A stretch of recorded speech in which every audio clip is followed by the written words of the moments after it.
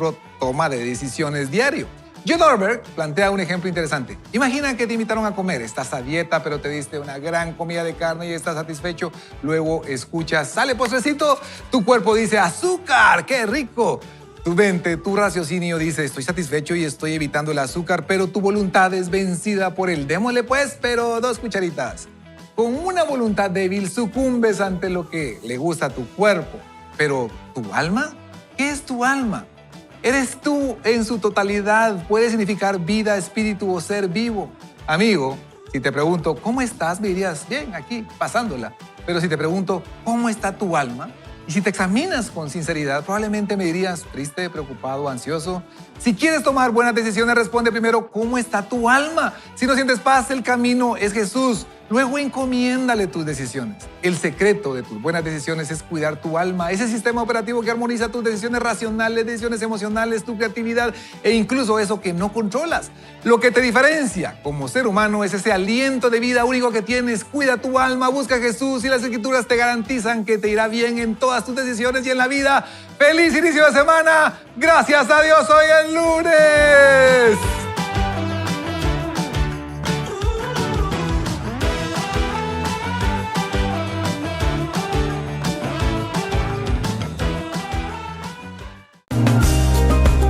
Desarrolla tu carrera. Descubre y conoce consejos prácticos para potenciar tu talento y desarrollar una carrera exitosa. Y gracias a Dios, hoy es lunes y me encuentro una vez más muy contenta, muy emocionada de poder compartir con ustedes en este segmento de Desarrolla tu carrera. Hoy quiero hablarles sobre un tema crucial que afecta a muchos de nosotros en el camino hacia el éxito. Y esto tiene mucha relación con el desarrollo de nuestra carrera profesional. Hoy vamos a hablar acerca del autosabotaje. Esta conducta, a menudo incierta y silenciosa, puede manifestarse de diversas formas, desde la procrastinación hasta la autocrítica desmedida. Pero, ¿qué es realmente el autosabotaje y cómo podemos prevenirlo en nuestras carreras profesionales? El autosabotaje se refiere a comportamientos y pensamientos que de manera inconsciente nos impiden alcanzar nuestras metas. Puede surgir del miedo al fracaso, de las dudas que podemos tener acerca de nuestras capacidades o incluso el temor al éxito. Es esencial reconocer que todos enfrentamos obstáculos internos, pero lo que define nuestro éxito es la manera en la que elegimos enfrentarlos. Entonces, ¿cómo podemos evitar caer en esta trampa? Hoy quiero compartirles algunas estrategias que considero les pueden ayudar. Número 1, el autoconocimiento. Identificar nuestras creencias limitantes es el primer paso. Reflexionemos sobre los pensamientos que nos detienen, preguntémonos ¿qué es lo que realmente me produce temor? ¿A qué le temo? Entender estas raíces nos permitirá trabajar para cambiarlas. Número 2, establecimiento de metas realistas. A veces nos planteamos objetivos tan elevados que resulta abrumador. En su lugar, fijemos metas pequeñas que sean alcanzables y celebremos cada logro, por pequeño que sea, porque eso nos dará confianza para continuar avanzando. Número 3, desarrolla tu resiliencia. Aprendamos a ver los fracasos como oportunidades de crecimiento. La resiliencia nos permite adaptarnos y superar los contratiempos, lo cual es esencial en cualquier carrera. Número 4, busca apoyo. No estamos solos en este viaje. Rodeémonos de personas que nos inspiren y nos motiven. Compartir nuestros temores y éxitos con ellos puede reducir nuestra carga y nos ayuda a manejar el autosabotaje. Número 5. Practica la autocompasión. Seamos amables con nosotros mismos. Todos cometemos errores y juzgamos severamente solo hace que nos alimente el sentido de autocrítica y aumenta el ciclo del autosabotaje, lo alimenta. Reconocer nuestra humanidad y ser compasivos con nosotros mismos y con nuestros fracasos es un acto de valentía. En conclusión, el autosabotaje puede ser un obstáculo significativo en nuestro desarrollo profesional, pero no es insuperable. A través del autoconocimiento, el establecimiento de metas realistas, el fortalecimiento de nuestra resiliencia y la búsqueda de apoyo, así como la práctica de la autocompasión, podemos desmantelar los muros que nosotros mismos hemos construido. No permitamos que el miedo y la duda nos frenen. Avancemos con confianza y determinación hacia nuestras metas, recordando que el verdadero éxito no es la ausencia de fracasos, sino la capacidad de levantarnos y seguir adelante. Te saludo Yulisa Sánchez, te deseo muchos éxitos y bendiciones para esta semana y te espero en una próxima cápsula. Hasta pronto. Apaga el ruido. Escucha su voz y deja que la paz entre en tu vida. Ilumina FM. Fresh Sounds. Esto es E-News. Bienvenidos a E-News, las cápsulas donde te traemos las novedades más relevantes de los artistas que forman parte de nuestra programación. Soy Mike Martínez y te invito a quedarte con nosotros en este breve espacio. Noticias Fresh. Noticias Fresh. Phil Wickham y Brandon Lake anunciaron su gira Summer Worship Nights Tour, que comenzará el 17 de julio y finalizará el 3 de agosto. Wickham expresó su entusiasmo por reunir a la iglesia en adoración, mientras que Lake destacó los momentos transformadores vividos en giras anteriores y anticipa más encuentros significativos para este año. Nuevos proyectos. El 7 veces ganador del Grammy, TobyMac, lanzó su 9º álbum de estudio titulado Heaven on My Mind. Esto hace solo unas semanas. Dicho trabajo de 12 canciones refleja su viaje personal desde el dolor hacia la esperanza, especialmente tras la pérdida de su hijo mayor. Actualmente, TobyMac presenta temas de este álbum en su gira Hits Deep Tour de este año, junto a artistas como Crowder, Kane, Ryan Stevenson y Terrian. Buenas noticias.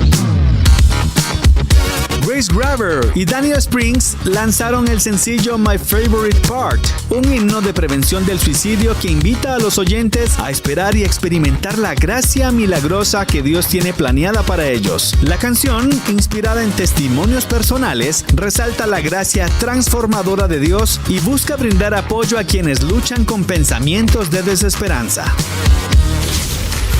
Búscanos en redes sociales como Ilumina FM para conocer más de nosotros y nuestra música. Soy Mike Martínez. Que Dios te bendiga. E-News. Estamos disfrutando de una mirada anticipada al futuro en temas empresariales y de negocios. Todo en Tendencias Podcast Live. Aprendamos con diferentes expertos sobre temas de actualidad en La Entrevista. Nuestra invitada de hoy tiene estudios en ciencia política con especialización en políticas públicas. Además, se ha desenvuelto como analista política. Démosle la bienvenida en Tendencias a Maite Rayo. Hola queridísima audiencia, buenas tardes, ya estamos de vuelta.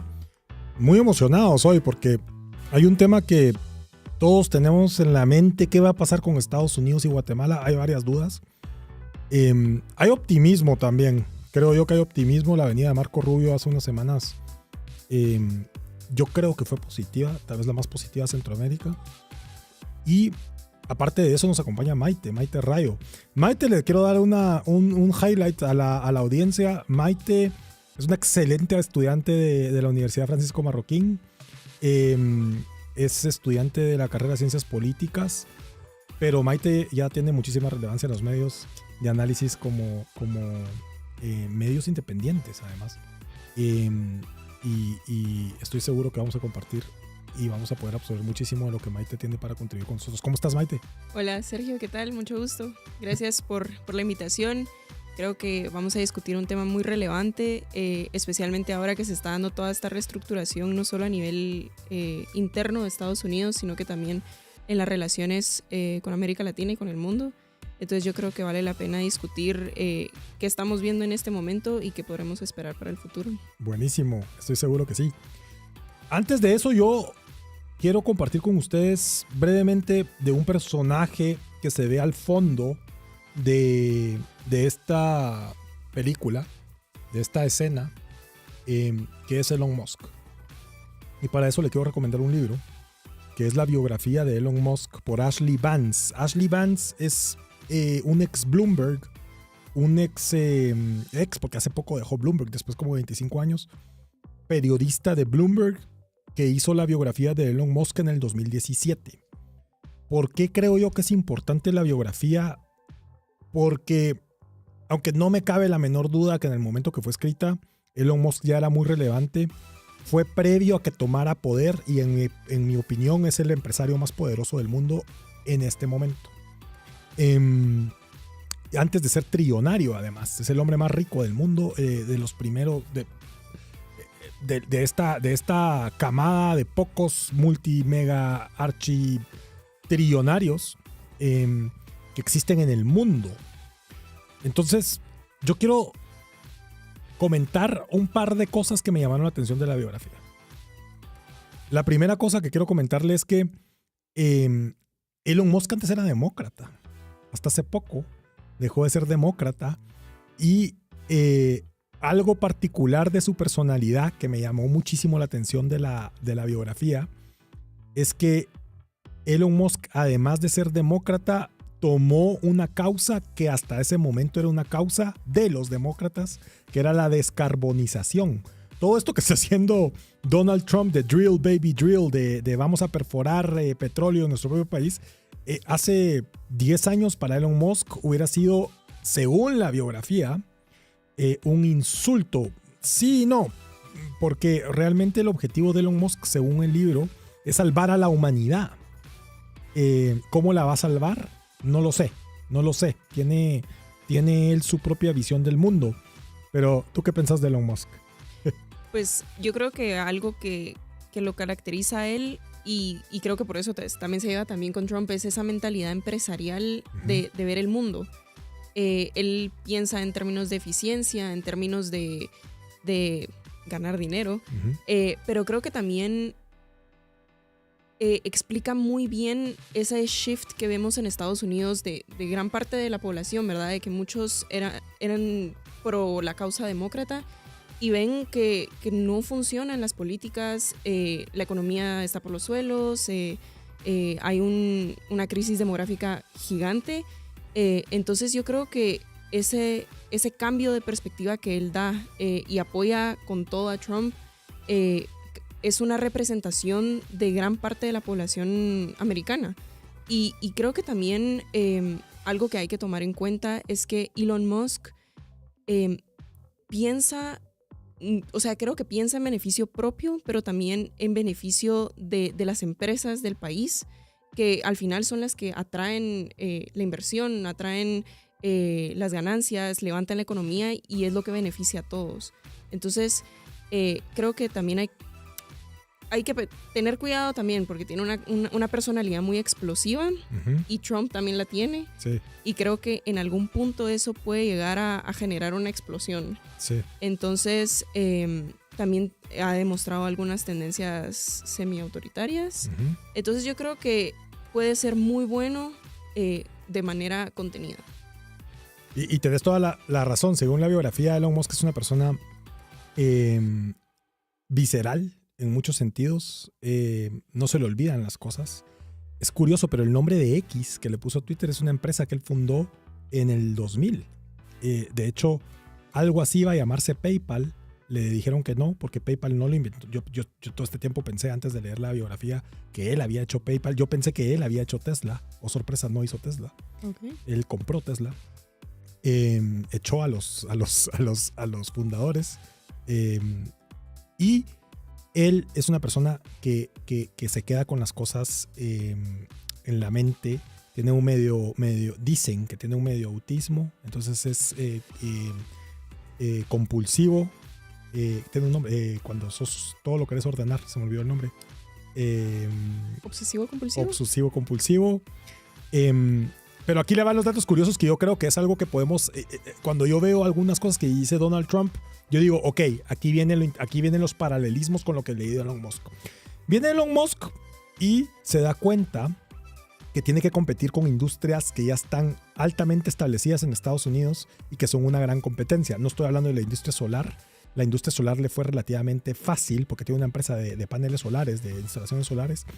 Estoy hablando de la industria de automóviles y una industria que el autor del libro pone el siguiente paralelismo y dice: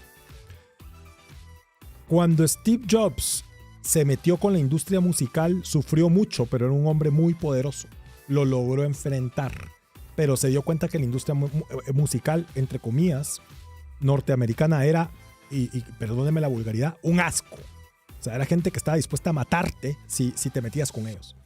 Multiplique eso por 100 y esa es la industria aeroespacial de Estados Unidos. O sea, Elon Musk es un hombre que a la fecha yo dudo que a alguien se le pueda acercar. Es un hombre que a raíz de meterse en la industria aeroespacial hace 10, 15 años, hace 20 años, aprendió a lidiar con la burocracia. Entonces ahí hay un dato curioso de Elon Musk. Segundo dato curioso. Toda la cadena de producción, por lo menos de su industria aeroespacial, el 90% lo tiene dentro de Estados Unidos. Entonces, ¿qué es lo que me dice esto a mí? Este es un empresario que está aconsejando directamente al presidente de Estados Unidos y le está diciendo, mira, no necesitamos de otros países para nuestra cadena de valor. Nosotros lo podemos hacer solo. Yo lo hice y soy exitoso. La industria aeroespacial, Estados Unidos logró tener una ventaja competitiva superior a China y a Rusia. O sea, es una competición entre países gracias a SpaceX, que es la empresa de Elon Musk, SpaceX. Todo le pone X. Hasta el hijo, creo yo. Hasta el hijo, sí. Gracias a Elon Musk, y Elon Musk domina esa industria que es una industria ultra rentable. O sea, es una industria que pocos conocemos porque es empresa privada además. Es decir, que no está cotizada en bolsas, de él, la empresa, a diferencia de Tesla, a diferencia de SolarCity, es de él y es una empresa que él maneja a su antojo. ¿Okay? O sea, si usted cree que porque las acciones de Tesla se cayeron a Elon Musk le dolió, no.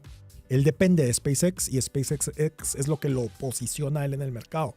Entonces, muchas de las cosas que Donald Trump está sugiriendo a nivel económico ya me empiezan a hacer sentido a mí de quién le está diciendo que sí funciona. Y el control de la cadena de valor, después además de la crisis de suministro que vivimos después de la pandemia y ver cómo China pudo cerrar el grifo e impactar directamente a las empresas gringas, fue algo que Elon Musk no sufrió tanto porque él tenía la cadena de valor dentro de su propio espacio, de su propio terreno.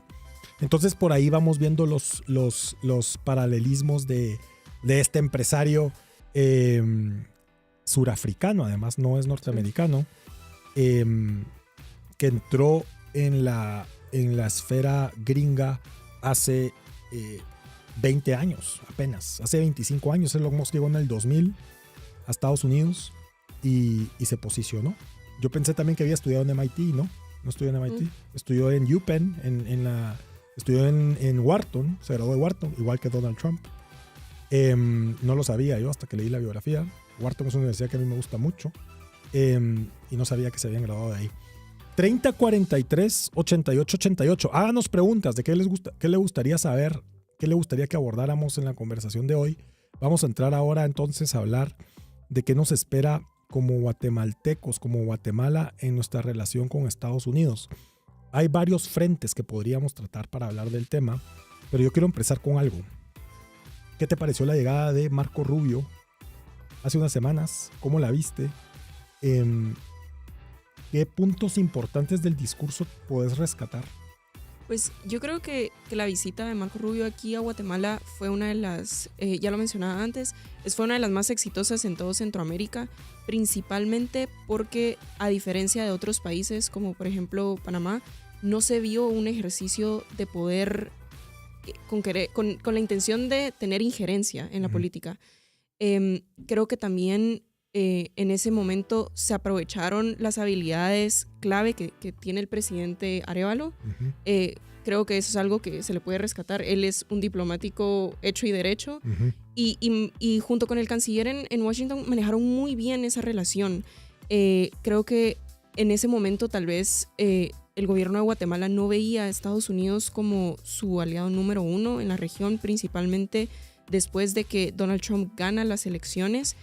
Pero en ese momento le hicieron ver cómo Guatemala podía ser un aliado clave en temas como la migración y principalmente un aliado privilegiado. Pero creo que va más por el camino de la posición geográfica que tiene Guatemala. Es una posición privilegiada, principalmente porque tiene acceso a los dos mares. Pero también porque es uno de los últimos eslabones antes de llegar a México, que actualmente no es el mejor aliado de Estados Unidos. Entonces vieron un canal de entrada. Y yo la verdad es que vi muy bien posicionado a Guatemala en esa visita. Ya empezamos a ver algunos resultados de esa visita, principalmente la visita que tuvieron del Cuerpo de Ingenieros de Estados Unidos. Y yo creo que Guatemala tiene que empezar a ver cómo aprovechar esa ventaja que tiene frente a otros países de la región. Y la tiene que saber aprovechar, porque después se le va a ir y Trump le va a dar la vuelta a la cara y él no tiene rencor, él no tiene nada. Él ve por el bien de su país y si Guatemala no lo aprovecha, puede salir muy mal. Sí, yo pienso lo mismo. Algo interesante que vi en las últimas semanas sí fue una posición. A mí me sorprendió mucho que a Cristina Fernández la nombraran non grata en Estados Unidos, algo que no pasaba y no había pasado hasta la fecha. Honduras no fue un país que tomó en cuenta a Marco Rubio, ni Nicaragua. Dos países que claramente están alineados con la agenda cubana en la región, pero yo creo que Honduras no se lo esperaba. Honduras pensó en algún momento que tal vez sí iba a llegar Marco Rubio.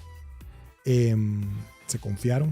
Pero yo creo que también es producto de una política ambivalente que ha mantenido Honduras con respecto a la apertura internacional, a su relación con Estados Unidos, porque una de las características que yo veo en el gobierno hondureño es no hay una posición clara y directa sobre cómo van a mantener sus relaciones con Estados Unidos, incluso antes de que entrase Trump a la presidencia. Y algo que hemos visto desde que Trump tomó posesión es que él tiene las cartas sobre la mesa y quiere intenciones claras, compromisos fuertes y una agenda de trabajo conjunta que sea beneficioso para los dos. Sí, yo creo en ese mismo punto iba. Es decir, si hay alguna inclinación ideológica de parte del gobierno actual, tiene que ser cuidadoso en cómo la expresa. Hasta ahora yo creo que ha sido bastante no directo en cuanto a su inclinación ideológica. Sí lo trató de plasmar en discursos, en alguna promoción de alguna ley, nombramientos que para mí fueron aberraciones, como el caso de las personas que puso en cargo de Fontierras, que estaban nombrando prácticamente exguerrilleros en posiciones donde tienen control de tierras. O sea, da miedo eso, ¿no? Lo pueden expropiar.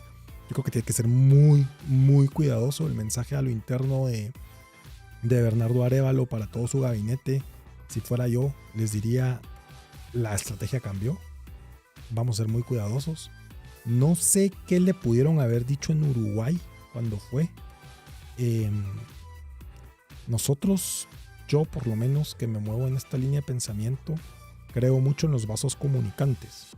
¿Qué es un vaso comunicante? Un vaso comunicante es que yo sí soy de la ideología, esto se mueve más que todo, y esto se mueve muchísimo en la izquierda. La izquierda no es como la derecha, que vengo yo y me reúno directamente con Marco Rubio y todo el mundo sabe que soy de derecha, por ejemplo.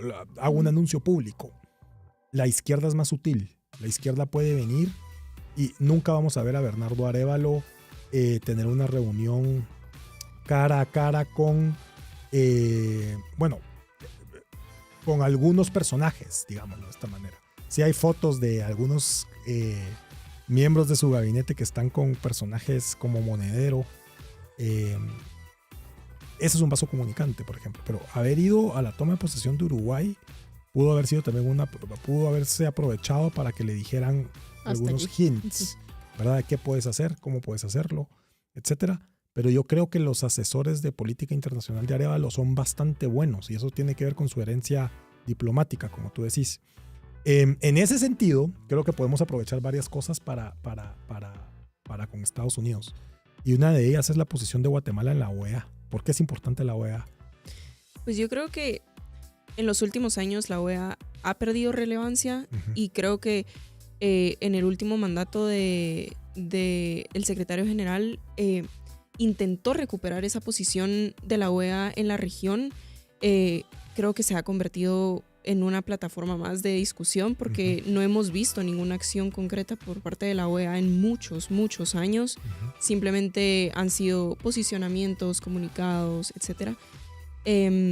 Y en las últimas elecciones yo creo que a partir de las últimas elecciones del secretario general va a haber un cambio muy importante. Bueno, para los que tal vez no lo saben, pues, pero fue electo el canciller de Surinam, el cual tiene una agenda anti-Estados Unidos y ha flirteado con gobiernos como el cubano y parte de su agenda es promover la democratización de gobiernos como el venezolano, el nicaragüense. Entonces, y lo ha dicho explícitamente. Llamar demócratas a Maduro y llamar demócrata a Ortega. Sí. Claro. Ajá. Y yo creo que eso, la posición de Estados Unidos ahí va a ser dos. O se sale de la OEA, Estados Unidos, o le quita todo el financiamiento que en algún momento le ha dado, que es uno de los principales financistas de la OEA, Estados Unidos. Entonces, yo creo que va a ser un periodo difícil, pero yo creo que también vale la pena discutir cómo se llevó a cabo esa elección, porque habían dos candidatos, uno que era claramente demócrata, pero demócrata pro democracia de verdad, apoyaba la agenda de Trump, y por otro lado teníamos al canciller de Surinam, que claramente era todo lo contrario. Uno de los actores clave en esa elección fue el presidente de Brasil, Lula, y en un inicio él dijo que iba a apoyar al candidato de Paraguay, que era el candidato predilecto de Estados Unidos, y después pasa la toma de posición de Uruguay y el tablero cambia. Ahí se reúnen diferentes actores de la región como Boric, Lula, claramente el presidente de Uruguay, y cambian la posición. Creo que tomó a todos desapercibidos y le retiran el voto de confianza al candidato de Paraguay, y es más, perdió tanto el apoyo de sus aliados que tuvo que retirar su candidatura porque sabía que se iba a presentar y iba a ser un bochorno, creo yo, público. Sí.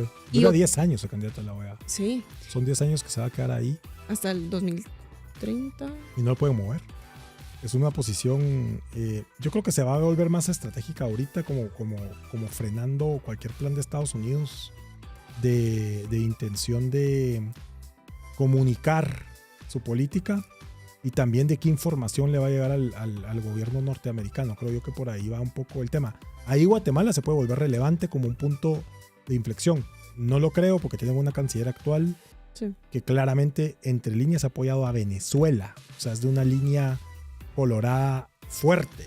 La canciller que tiene Bernardo Arevalo allá, creo que en su momento la mandó para allá como para esconderla, como para que tuviera apoyo o que él se pudiera marcar como alguien que sí apoyaba, siempre sí apoyaba a la izquierda regional. No sé si va a cambiar a la canciller de Guatemala ante la OEA. Para explicarle de qué estoy hablando, es bueno siempre ver esos discursos, si usted tiene tiempo libre, de la OEA, alguna que otra noticia, porque pasan cosas muy interesantes. Una de las cosas que puede pasar es que se condene, por ejemplo, a Venezuela como violador de derechos humanos. Eso no ha pasado. ¿Por qué? Porque los votos dentro de la OEA no se cumplen, por ejemplo, para que Venezuela pueda ser incluso expulsado de la OEA. Sí. Entonces, por eso es importante observar eso. Sería interesante ver qué presión hace Estados Unidos en Guatemala para ver cómo influencia la OEA. Hay un libro que le voy a recomendar que se llama Big Intel. Ahorita el libro no está en español, solo existe en inglés, pero lo escribió un autor que se llama Mike Waller. Si usted quiere saber qué va a hacer el gobierno norteamericano y cómo está interpretando a los aparatos de inteligencia, cuál es su lectura de los aparatos de inteligencia, yo le recomiendo que lea este libro. Este libro tiene el paso a paso. Aparte de eso, Mike Waller conoce muy bien Guatemala, ha venido muchas veces, habla perfecto español, habla constantemente con guatemaltecos, hondureños, nicaragüenses, y él que es una de las personas clave que pasa información para ver cómo se está desempeñando la región y su relación con la izquierda regional.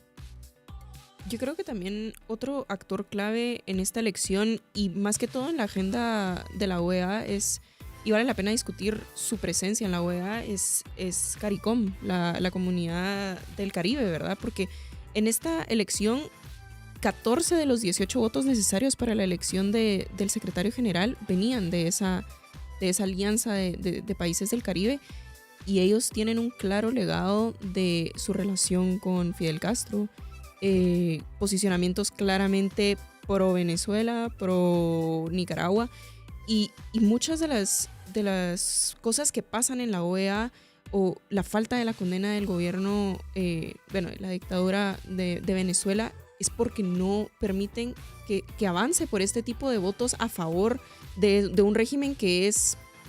Ese es un buen punto. Es terrible, ¿verdad? Entonces, sí. Ahí es cuando vemos cómo a veces uno piensa en la OEA y solo ve a América Latina como continente, pero los países del Caribe, pese a que son muy pequeños, tienen un gran poder. Tienen un gran poder, y lo vamos a dar ahora que volvamos del corte. Seguimos con Maite Rayo, hablando de cuál es la relación de Guatemala con Estados Unidos. ¿Qué nos puede esperar?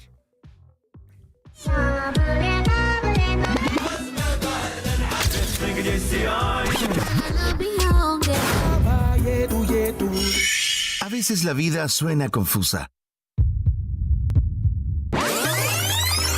Activa el modo Ilumina. Apaga el ruido. Conéctate con Fresh Sounds. Ilumina FM. 18 horas, 8 minutos. Las empresas que escucharás a continuación apoyan la visión de Ilumina FM.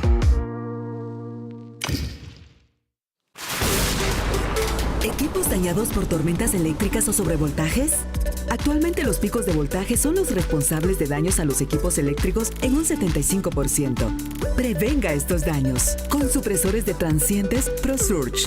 Cuentan con certificación de alta gama a un precio competitivo.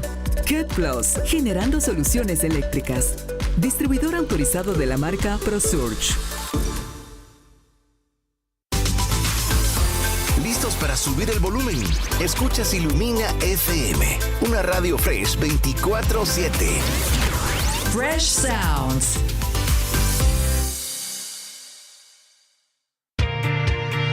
Escucha esta y otras entrevistas con personas que marcan tendencia. Búscanos en Spotify como Tendencias Podcast.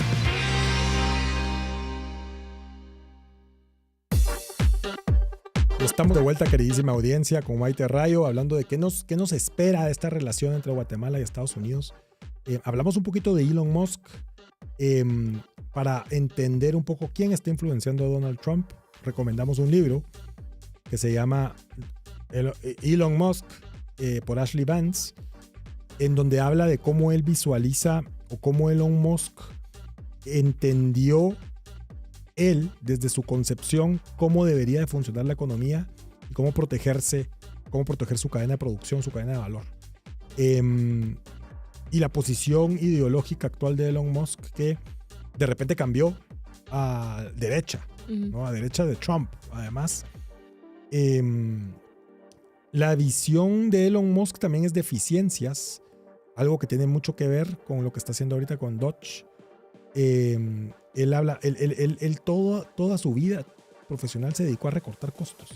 Le voy a dar un ejemplo. Un producto que hace SpaceX para mandar cohetes a la luna, para Elon Musk, él tiene la capacidad de hacerlo él solo. Los otros países tienen que recurrir a diferentes naciones para poder armar la misma pieza. Y la relación de precio es de $100,000 versus $5,000. Es decir, algo que le sale a la NASA o a alguna otra empresa aeroespacial a $100,000, a Elon Musk le sale a $5,000. Entonces, el caso de negocio para Elon Musk es muy simple. Mira, cerremos la frontera, Cerremos nosotros mismos, produzcamos todo al interno y te va a salir algo a $5,000 en lugar de 100,000. No están así. Las industrias funcionan de diferente manera. Ya veremos si esa hipótesis se cumple a raíz de la estrategia arancelaria que Donald Trump está implementando en Estados Unidos, y empiezan a abril.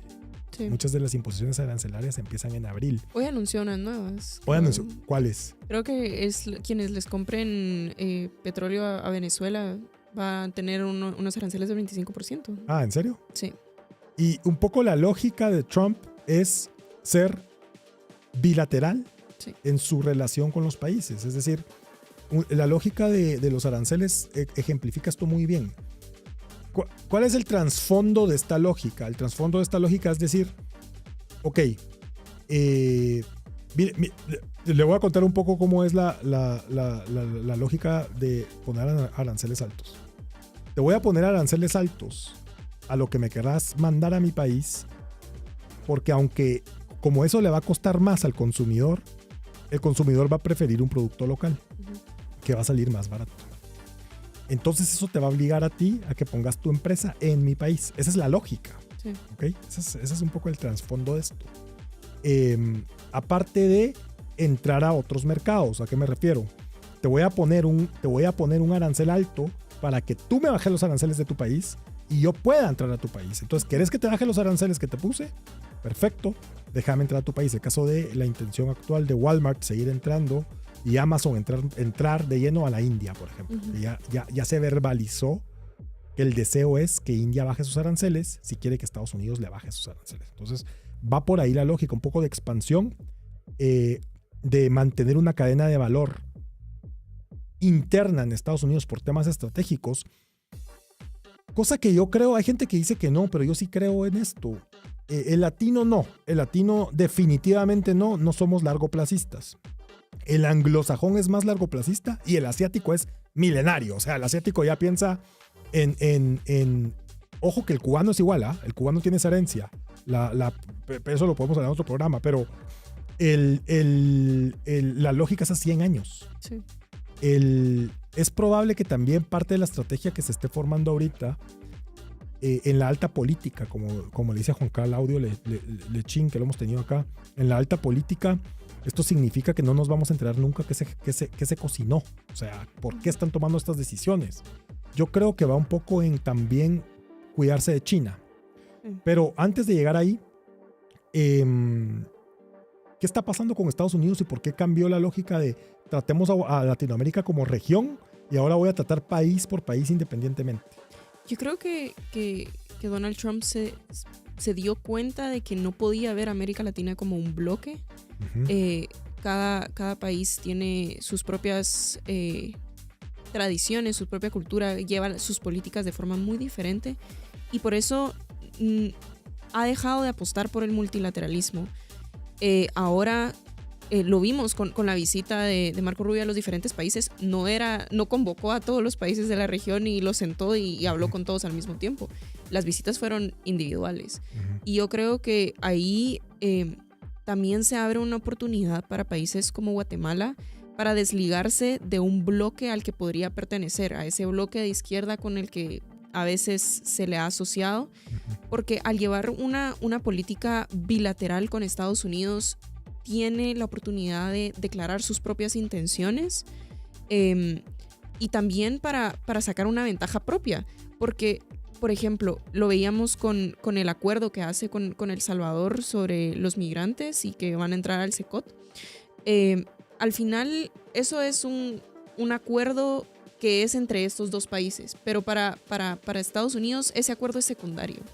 Él lo ve como una ayudita que le está echando a la política migratoria de Estados Unidos, pero en ese momento Guatemala puede tomar ese liderazgo y lo que hablábamos antes, ¿verdad? Destacar entre todo ese grupo de países que claramente no son aliados de Estados Unidos y declararle unas intenciones positivas a Trump y que al final la ayuda empiece a ser recíproca. ¿A qué me refiero con esto? Guatemala tiene una posición geográfica privilegiada, pero también a nivel diplomático. Por ejemplo, Guatemala es creo que junto a Brasil, a Belice es el último país que reconoce a Taiwán, que eso es muy importante para Estados Unidos, principalmente por la injerencia que ha tenido China en los últimos años, que le ha ganado el terreno completamente a Estados Unidos. Y yo creo que por eso Estados Unidos, junto con Trump, han apostado por una política bilateral porque saben que pueden ir ganando terreno de poco en poco. No van a ganar el juego completo, pero si lo hacen de poco en poco, pueden ganarle esos espacios a China, a la agenda de izquierda que también ha acaparado gran parte del continente, y al final posicionarse nuevamente como el hegemón que en alguna vez fue en la región. Hay una historia que se escribe y cuando se relata las configuraciones de los aparatos de inteligencia regionales, especialmente los norteamericanos, se empieza por la Segunda Guerra Mundial, especialmente, cuando ya Inglaterra, Rusia tenían y Alemania tenían aparatos de inteligencia. Rusia venía de herencia de la Checa. Inglaterra, a raíz de empezarse a pelear antes que todos con la Alemania nazi, empezó a crear sistemas de inteligencia muy sofisticados. Viene Estados Unidos y dice, a mí me urge hacer esto. Voy a invitar, además de los ingleses que me ayudaron a formar los aparatos de inteligencia, voy a invitar a Rusia a bordo. Y voy a invitar a Rusia a bordo porque me urge derrotar a los nazis. Necesito derrotarlos, son mi enemigo declarado. Después me encargo de cualquier otro enemigo. Yo creo que hay un paralelismo, o definitivamente la historia es cíclica, y estamos volviendo a ver lo mismo. Para mí eso explica mucho también por qué Estados Unidos se está acercando a Rusia. Uh-huh. Estados Unidos asume un rol donde dice, ya no puedo jugar a ser la persona buena del mundo, cuando mis enemigos simplemente son descaradamente los malos, nadie los critica, se apoderaron de los medios de comunicación, yo dejé todo ir por ser el bueno, esto se acabó, voy a yo tomar decisiones estratégicas con un carácter militar. Lo vemos con el jefe del ejército norteamericano, uh-huh. Que a sus palabras es, lo que necesito es generar recursos bélicos, ya no me hablen de otra cosa que no sea bélico. Esas son sus palabras. Pero es que yo creo que también va de la mano de que por eso no estén apostando por el multilateralismo, porque ya se cansaron de quedar bien con todos, de ser políticamente correctos y tratar de tener las manos en 50 lugares a la vez. Sí, porque China les comió el mandado. Entonces, el mensaje es este. Esto explica la lógica de Elon Musk, decir, mira, no te preocupes, cerremos el mercado, podemos ser eficientes como lo está haciendo la industria aeroespacial. 1, ¿por qué? Porque somos el ente económico más poderoso de la Tierra. Perfecto. 2, somos el ente militar más poderoso de la Tierra. Y 3, hay un jugador que como tú y yo no juega ajedrez. Juega otra cosa. Juega Go. Yo no sé jugar Go. Go es el juego chino de estrategia. Y Go yo no lo entiendo. Entonces, los rusos juegan ajedrez. Los cubanos juegan ajedrez. Los chinos solo Dios sabe que juegan. Y la lógica estratégica de un aparato de inteligencia chino no lo conocemos a su totalidad. El idioma mismo es una barrera. Entonces, lo que quiero decir con esto es que hay una reconfiguración. Yo creo firmemente que el tema de Guerra Fría, ahorita empezamos al revés. Ya no hubo un confrontamiento armado directo entre potencias. Se empezó al revés. La Guerra Fría nunca se acabó. Pero yo creo que no sería extraño en unos 20, Dios no lo quiera, ver una guerra entre potencias, no lo sé, pero eso ya es otra discusión. Yo creo que también ahí, por eso yo creo que esa política aislacionista es un arma de doble filo, porque así como se puede encerrar al mundo y estar en contra de todos y tirar los organismos internacionales por la ventana, también puede ser peligroso para Estados Unidos si no juega bien sus cartas. Uh-huh. Porque China ya está presente en los organismos internacionales, ya está presente en su patio, lo que alguna vez fue su patio trasero. Uh-huh. Entonces, si no juega bien sus cartas, no solo no va a debilitar a China, sino que la va a fortalecer. Uh-huh. Porque lo que usted decía, ¿verdad? Es juegan un juego muy diferente. Uh-huh. Esta estrategia comercial obviamente es diferente a una estrategia militar, porque no es gana uno y pierden los demás. Es un juego de gana-gana. Y es lo que ha hecho en la región latinoamericana. Te doy infraestructura, te doy beneficios económicos, te doy otras cosas, porque está ganando el país, pero al mismo tiempo estoy ganando yo y me estoy fortaleciendo. Y ahí es donde Guatemala no puede ceder. Guatemala no puede perder el norte en esa relación que ha construido por tantos años con Taiwán, en donde le ha echado la mano en infraestructura, en muchos proyectos sociales, etc. Y al final eso es lo que siempre le va a dar una carta de buena presentación frente a Estados Unidos. Sí, casi la perdemos con Israel. Casi. pero vamos a ver qué pasa. 3043 8888 nos pueden hacer preguntas. Una pregunta es ¿qué está pasando con la migración? ¿Cómo ve Estados Unidos todavía la migración? Te voy a decir por qué. Porque yo creo que la migración, Donald Trump se dio cuenta. Donald Trump también tiene otra faceta que hay que aceptarla. Le gusta hablar. Es una persona que habla muchísimo, le fascina hablar, le fascina salir en una cámara. Sí. Está saliendo. Yo lo veo sentado en la Casa Blanca contestando preguntas a periodistas. ¿En el avión?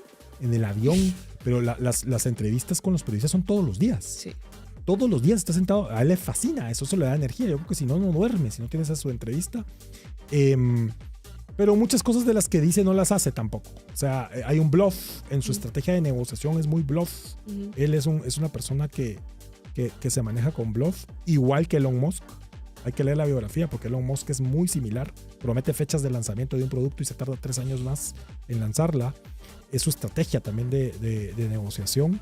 No sé si es antiético o no, solo sé que lo hacen. Pero en el caso migratorio, yo creo que Estados Unidos sabe, reconoce, entiende que necesita a los migrantes. Hay instrumentos que sí dejaron los demócratas, que son las visas de trabajo temporal. Y Donald Trump ha sido vocal y decir, eso lo necesitamos y no lo vamos a quitar. No sé si les quitó financiamiento con el tema de USAID. Creo que si lo quitó, lo va a regresar por otro medio a ese tipo de programas, porque el migrante es necesario. ¿Cómo ves tú el tema migratorio? ¿Y qué prioridad crees que o qué enfoque crees que le está dando Estados Unidos? Sí, yo creo que algo que le jugó en contra en la política migratoria fue eso, que le gusta hablar, que le gusta tener titulares amarillistas, que le gusta salir en los medios. Y cuando pues lanza esta política migratoria por primera vez, pues creo que se malinterpretó, o él quiso que se malinterpretara, porque fue, vamos a sacar a todos. Sí, entonces fueron huyendo. Sí, pero yo creo que ahora ya empezamos a ver un poco los matices de esa política migratoria. Yo creo que él sabe que los migrantes que van a trabajar, que aportan a la economía, que no solo toman los recursos de las personas que pagan impuestos, son necesarios. Son parte de la cultura americana. La cultura americana se construyó con base a migrantes. Pero claramente lo que él está en contra es estos migrantes que son delincuentes, que generan incertidumbre en la población americana, que les da miedo salir a las calles. Y vimos ese primer ejercicio de poder con esos primeros vuelos que llegan a El Salvador, con el grupo terrorista de Venezuela, ¿verdad? Entonces, yo creo que ahí es donde se empiezan a ver los matices de quienes sí aplican para esa política migratoria estricta, irreverente, porque claramente uno no quiere tener en la puerta de su casa un migrante que tal vez te va a asaltar, tal vez va a ser tu amigo, tal vez no sé qué va a hacer. Entonces, creo que nuevamente estamos regresando a una relación bilateral, porque él lo que está haciendo es regresando a los migrantes a sus países de origen y está diciendo, ustedes manéjenlos, no es mi problema, esta relación así de amigos todos se acabó. Eso es lo que creo que está apostando Donald Trump. Y creo que algo que también se desfiguró en los medios de comunicación fue el nivel de deportaciones que iba a haber. Si uno ve las estadísticas, realmente es comparable a lo que estuvieron haciendo tanto el gobierno de Biden como el gobierno de Obama. Claro. Entonces, yo creo que ahí es donde le juega una mal pasada su personalidad tan extravagante que tiene. No, lo hace a propósito, porque él blofea de esa manera, genera caos. A veces es un poco, o sea, hay que decir las cosas como son. A veces es un poco, uno dice, no, este tipo ya no maneja bien esos temas. Yo fielmente creo que está siendo asesorado en todo nivel. No, Donald Trump no es una persona que yo creo que él armó la estrategia para hacer lo que está haciendo. Creo que está siendo dictado un manual.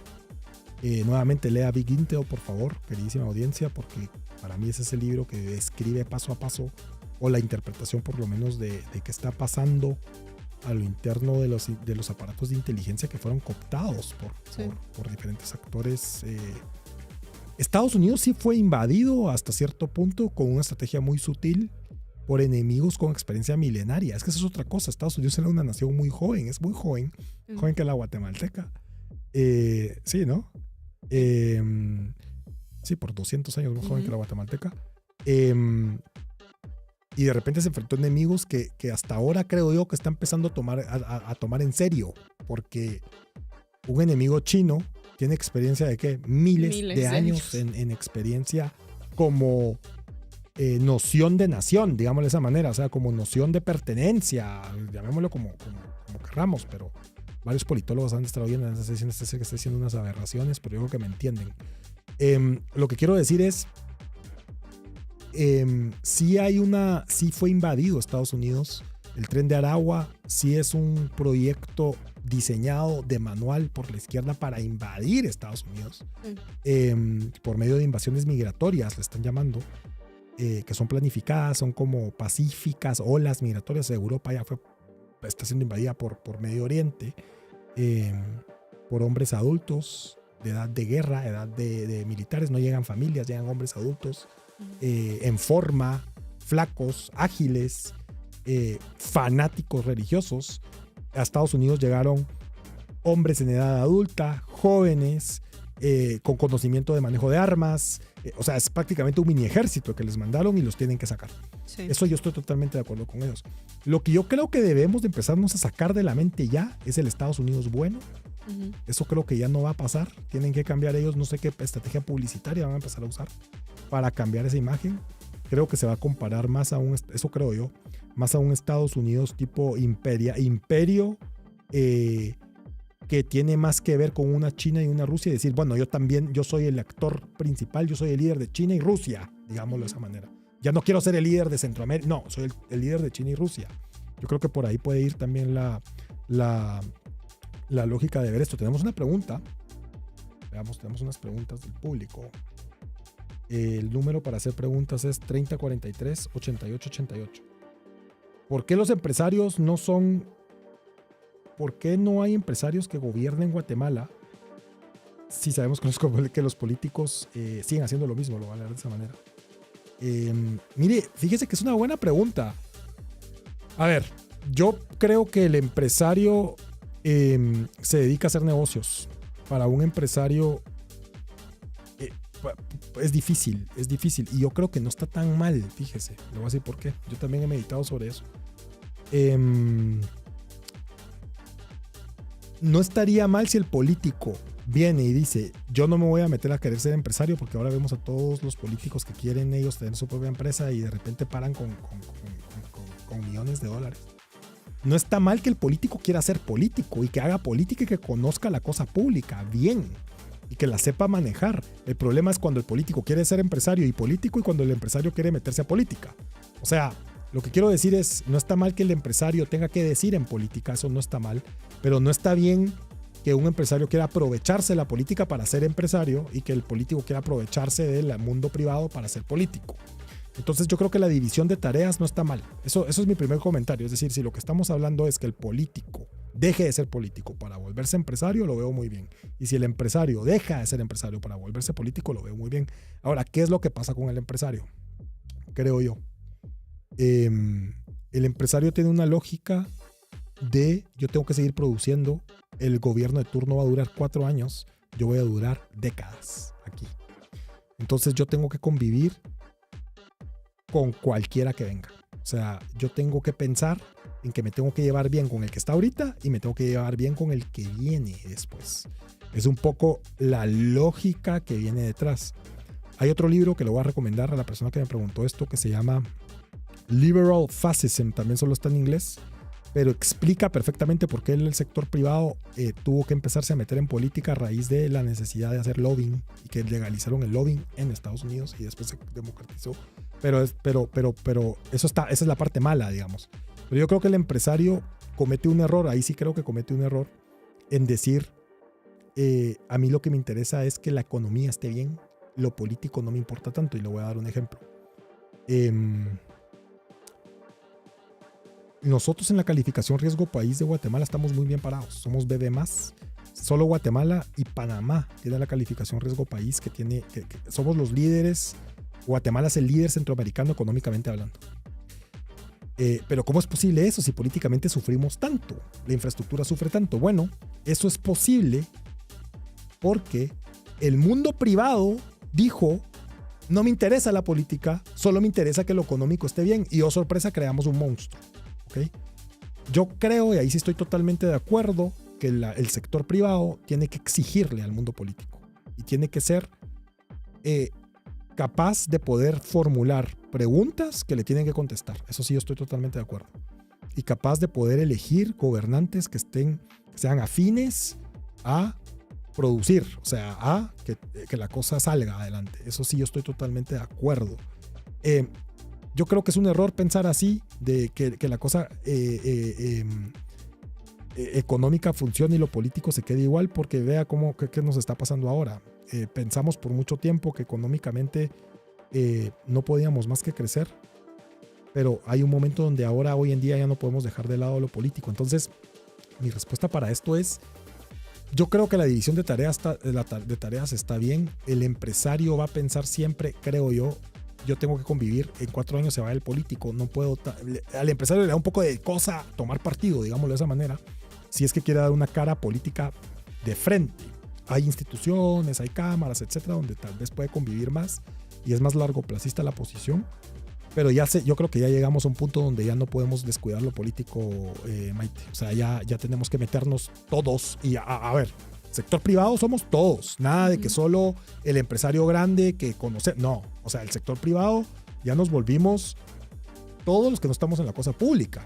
O sea, ya es una cosa de tenemos que hacer algo, porque sí se nos puede voltear totalmente la tortilla. Sí, yo también creo que más que por qué no hay empresarios en la política es por qué no existe la mentalidad empresarial en la política.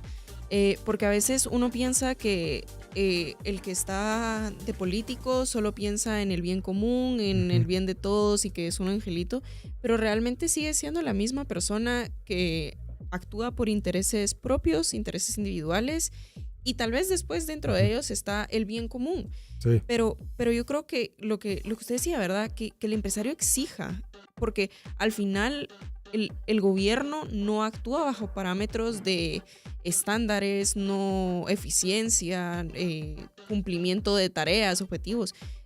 El gobierno solo existe y nadie le exige nada porque nunca va a dejar de existir, ¿verdad? No es como una empresa de que si fallan sus decisiones, pues se va a la bancarrota y otra vez hay que empezar desde cero. Entonces yo creo que ahí está la verdadera tarea del empresario y exigirles que cumplan con sus objetivos, que cumplan con las promesas que se ponen. Por lo menos causarles un poco de vergüenza, creo que sería bueno. Nos vamos a un corte.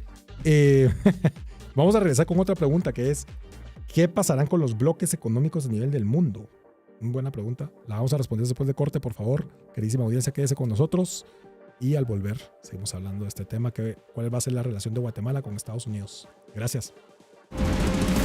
Cuando el ruido del mundo te abruma, aquí encuentras Fresh Sounds que te reconectan al amor de Dios. Ilumina FM. Ahora puedes puedes escuchar Ilumina FM descargando nuestra aplicación Ilumina Play desde tu App Store favorita. Ilumina Play y lleva Fresh Sounds a todo lugar. Behind the Song.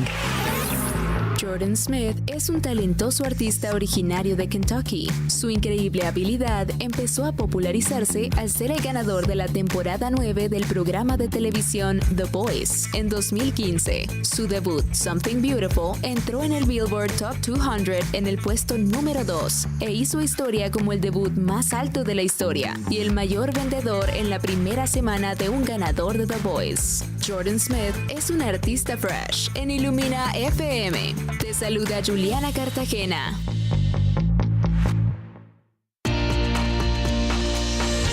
Entrevistas, libros, recomendaciones, negocios, emprendimiento. Esto y mucho más en Tendencias Podcast. Búscanos en Spotify. Y estamos de vuelta con Maite Rayo, hablando de la relación de Guatemala con Estados Unidos. Estuvimos hablando, hemos estado tratando de desmenuzar un poco cuál es la lógica de Estados Unidos en todo esto.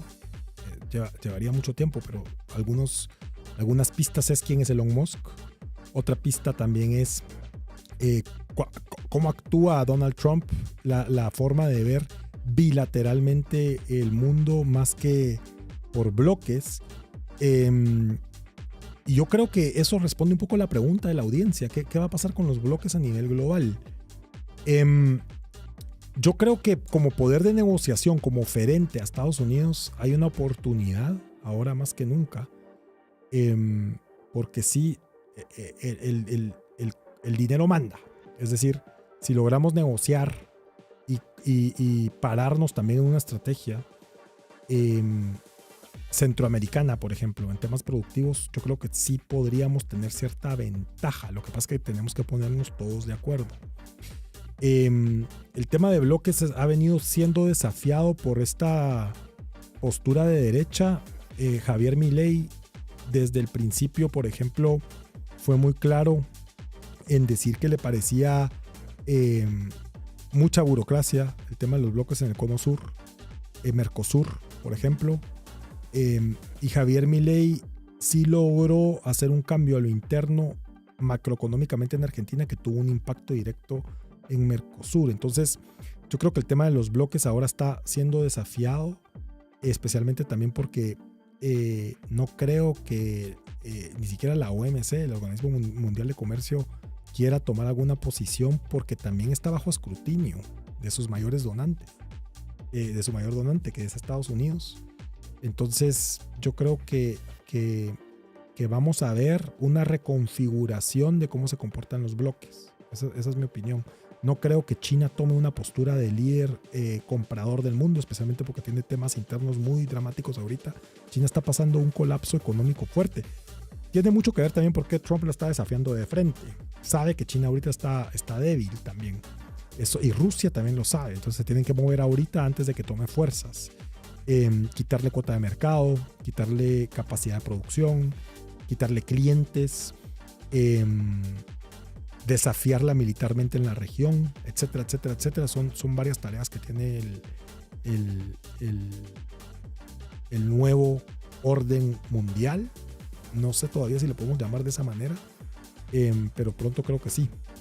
Yo creo que por ahí va un poco la lógica de bloques. Yo soy de la opinión que nunca he visto tampoco, por lo menos en Centroamérica, sí, se puede dar una trazabilidad al comercio directamente de quién es nuestro mayor socio comercial, etc.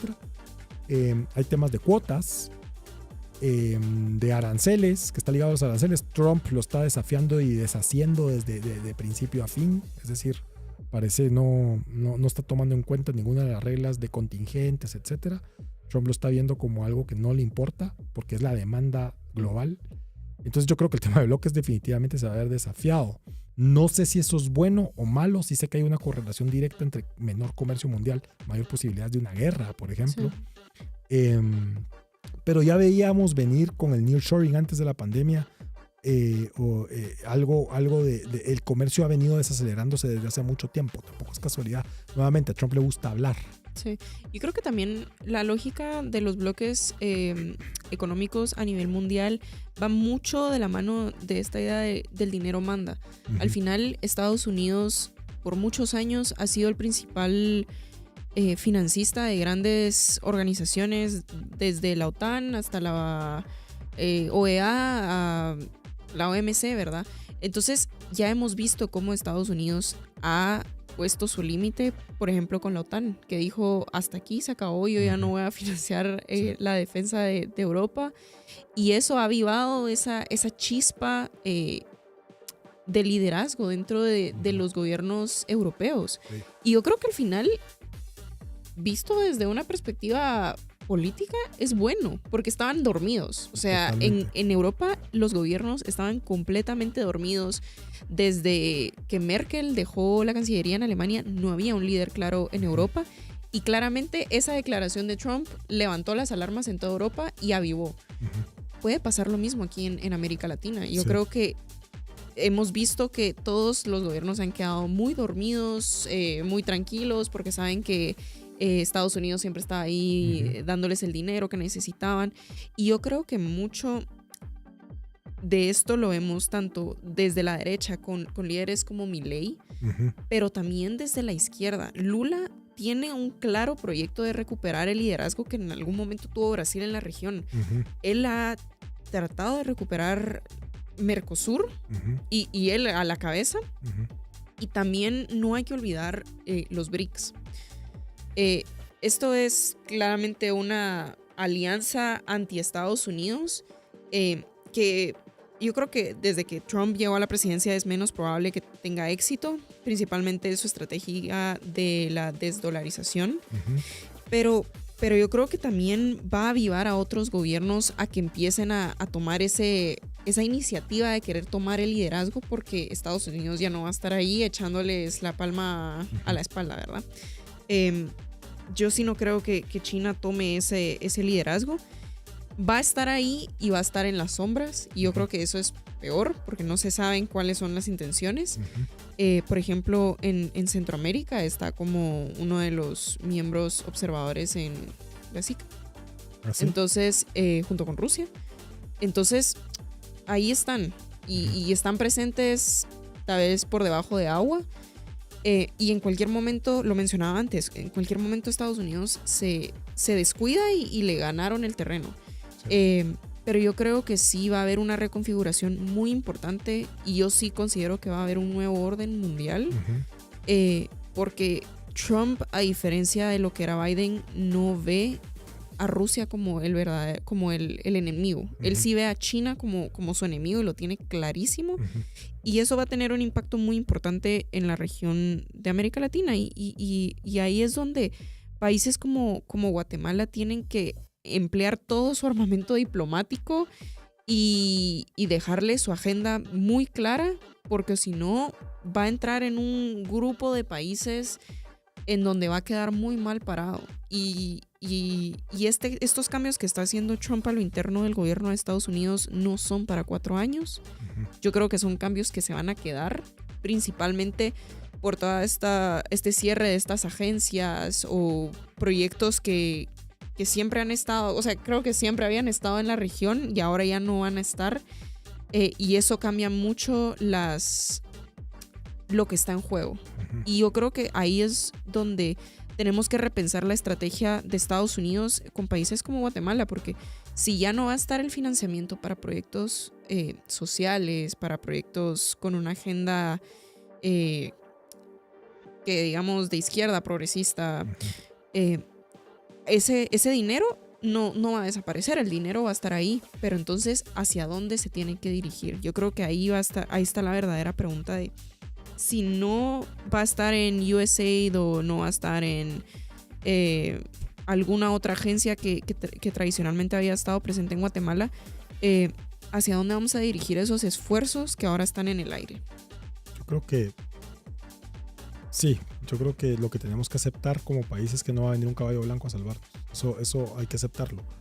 3043-8888 es nuestro número de WhatsApp. Por favor, escríbanos. ¿Qué piensa usted? ¿Qué cree que va a pasar? ¿Qué cree que debería ser una acción de Guatemala, por ejemplo, hacia Estados Unidos? Yo tengo una opinión un poco pesimista, pero más bien realista al respecto. Yo no creo que Estados Unidos nos tenga ni siquiera en el radar. Eso me lo han dicho a mí gente que está bastante relacionada ahí, en ese nivel. Pero eso tampoco es malo. Eso nos manda un mensaje a nosotros. El mensaje que nos manda es: tenemos que trabajar nosotros mismos por nosotros mismos. Nadie nos va a venir a salvar, solo Jesucristo. Y se acabó, literal. O sea, tenemos que buscar eso que tenemos dentro como guatemaltecos, que es muchísimo, porque somos los líderes centroamericanos económicamente. Cuando usted habla con extranjeros sobre Guatemala, se quedan sorprendidos. A mí me encanta hablarles de indicadores sectoriales porque lo dudan en algunos momentos, pero hay rankings internacionales que nos dan esa razón. A ver, estamos recibiendo algunos mensajes.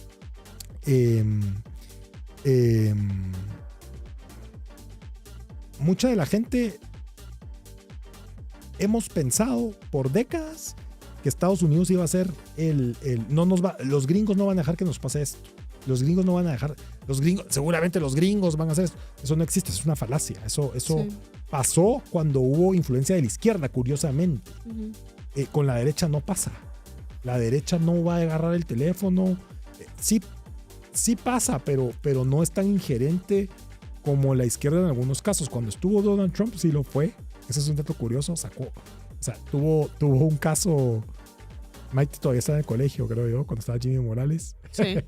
pero hubo momentos donde sí se vio el apoyo de Estados Unidos para Guatemala, especialmente por una posición ideológica que no le convenía. Entonces, ¿cuál es el mensaje? Sí le puede impactar a Estados Unidos que Guatemala tome una postura de izquierda abierta. Eso sí puede decir Estados Unidos: momento, hasta aquí, paren esto. Pero no creo que vaya el hecho que hayan quitado recursos de USAID sin discriminar a dónde iban esos recursos nos dice mucho. ¿A qué me refiero? Muchos de esos recursos estaban mal dirigidos, pero muchísimos de esos recursos estaban bien dirigidos. Sí. Habían programas universitarios que dependían de eso, habían becas que dependían de eso, habían programas de investigación que dependían de eso, y lo quitaron. O sea, el mensaje es: estamos guatemaltecos para los guatemaltecos. Pero yo creo que en ese punto yo creo que la clave va a estar en discernir en qué temas va a haber colaboración y en cuáles no. Hay temas que claramente interesan a ambos países por temas de seguridad.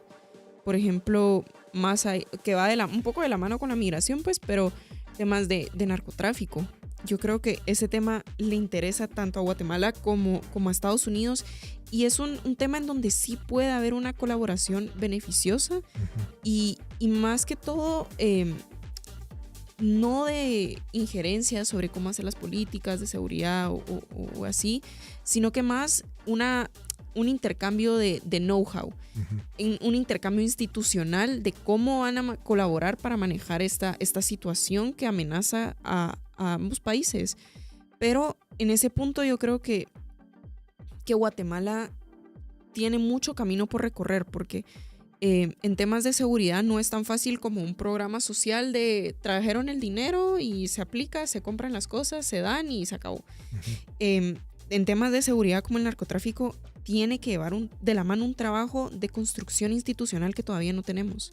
Estados Unidos no va a venir a apoyar a hacer incautaciones o a aprender criminales si no tenemos las instituciones que ellos requieren para hacer ese tipo de trabajos. Y las que les gustan también. Exacto. Entonces, yo creo que concuerdo muy bien con que tiene que haber un trabajo interno grandísimo para fortalecer nuestras instituciones, fortalecer nuestra productividad, nuestra economía, y demostrarle a Estados Unidos que podemos ser un aliado en el que puede confiar, en el que se compromete y es leal a esos compromisos, y no va, en el momento en que no le guste algo, se va a dar la vuelta y va a ir con el otro, ¿verdad? Entonces yo creo que el tema está en decidir en qué temas va a haber una colaboración entre los dos. Sí, yo creo que eso es clave. Yo creo que hay una oportunidad para demostrar profesionalismo y diferenciarnos del resto. También hay una oportunidad para que podamos nosotros ser líderes en algunos temas. Sí. El tema migrante es uno. Poco se menciona de las remesas a nivel político.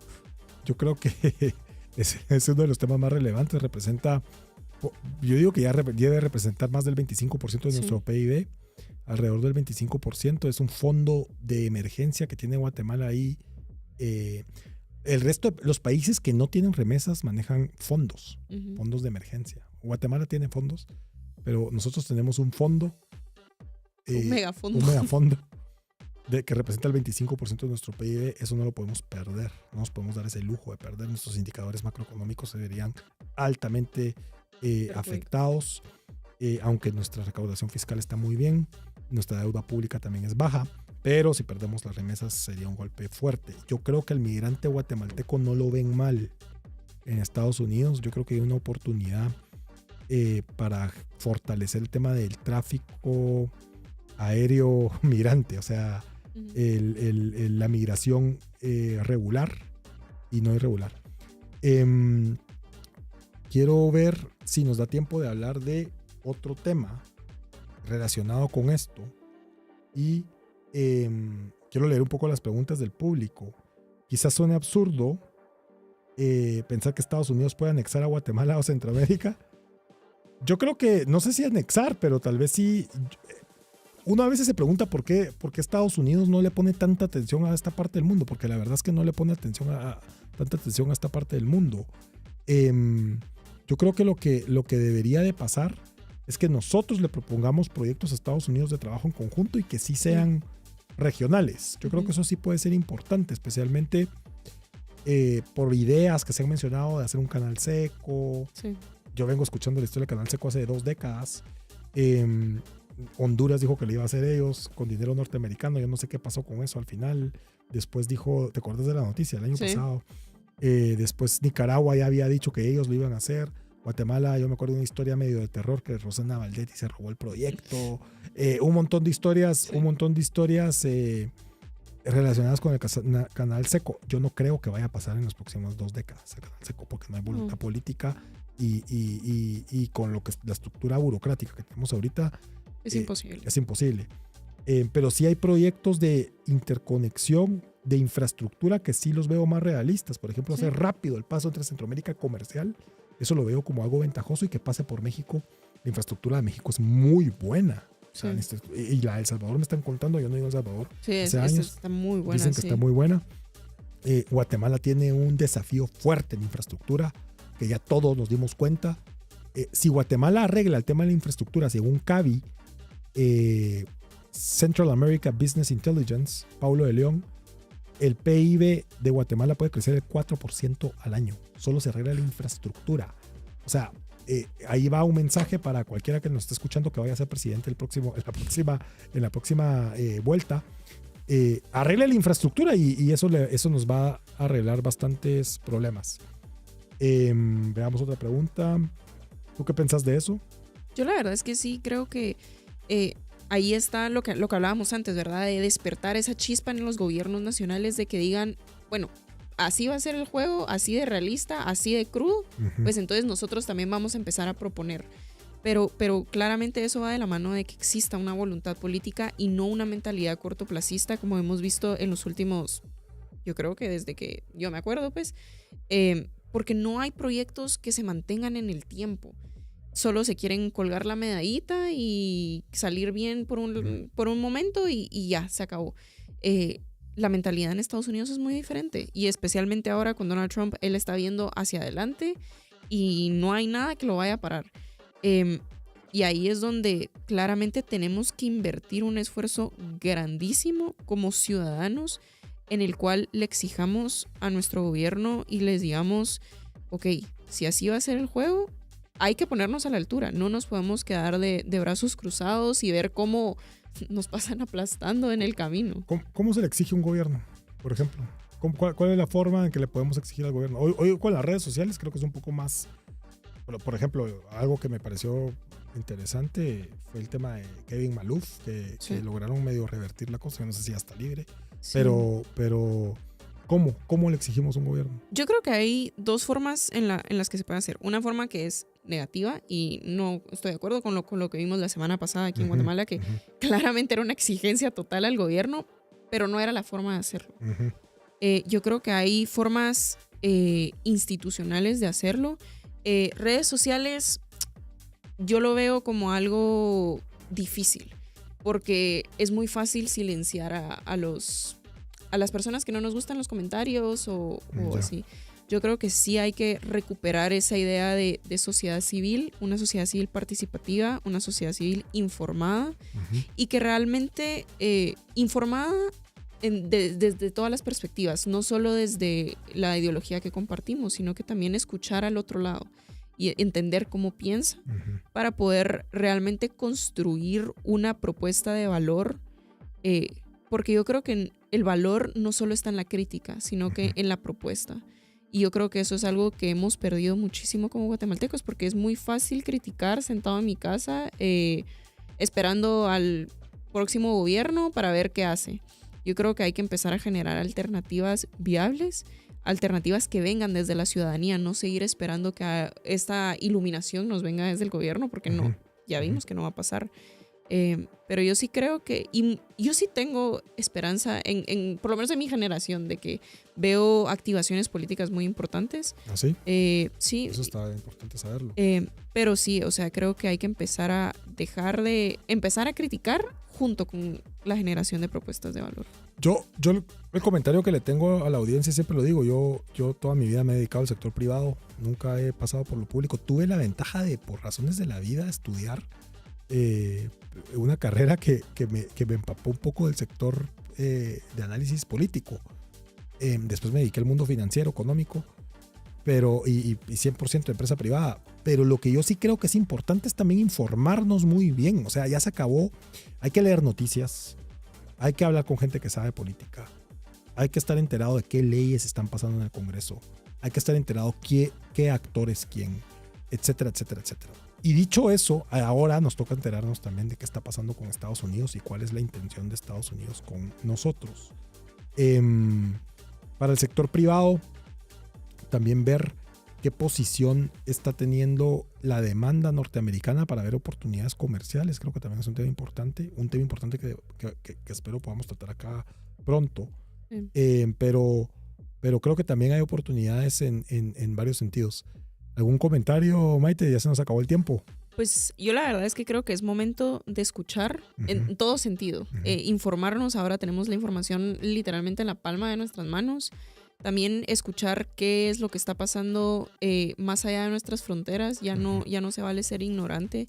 Y más que todo, creo que también hay que ser comprensivos. Yo creo que ya no es de, como no me interesa, me hago la vista gorda. Creo que hay que ser comprensivos con todo lo que está pasando en el mundo.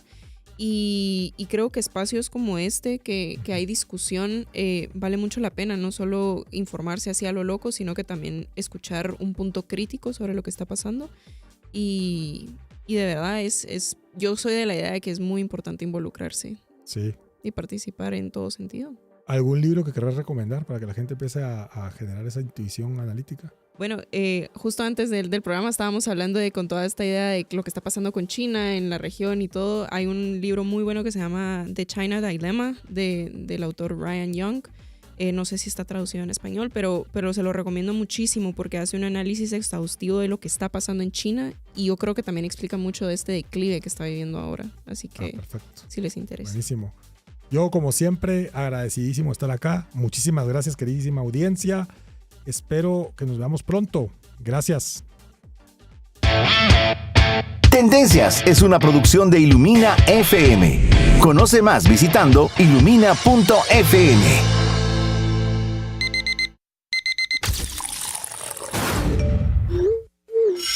A veces la vida parece no tener sentido.